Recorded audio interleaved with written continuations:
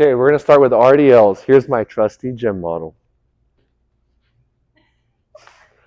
Okay, so besides the change from the RDL, from that barbell deadlift, not only are we moving those feet closer, we're going to make sure they're right underneath those hips.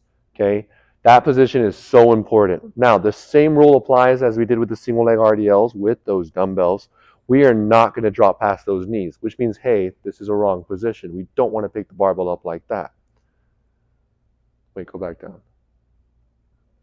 We want to drop those hips down as low as we can, keeping that chest nice and tall. Make sure that that glute is engaged behind. That way that back does not lift the barbell. Go ahead and lift it up. Everything stemming through those glutes, through those legs, pushing her upwards. Now, notice how she comes down. She'll lightly pass those knees, but then squeeze right back up, still obeying that rule of those shoulders never dropping through those hips. The butt's being pushed back as far as we can.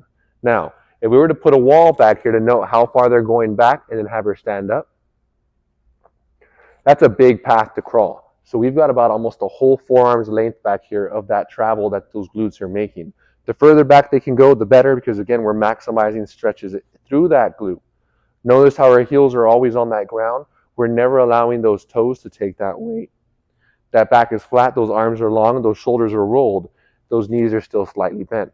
Again, same rule applies. If you're feeling this in your hamstrings, bend those knees just a little bit more to maximize that glute. Squeezing on the way up, taking your time. Something I do want to talk about on this way up that she's doing a phenomenal job of today is making sure that we are in fact taking our time on our squeezes as we take it back up. You don't just want to rush it. You don't want to speed it. You want to make sure that we are taking time, engaging every single part of that glute. And that's your RDL.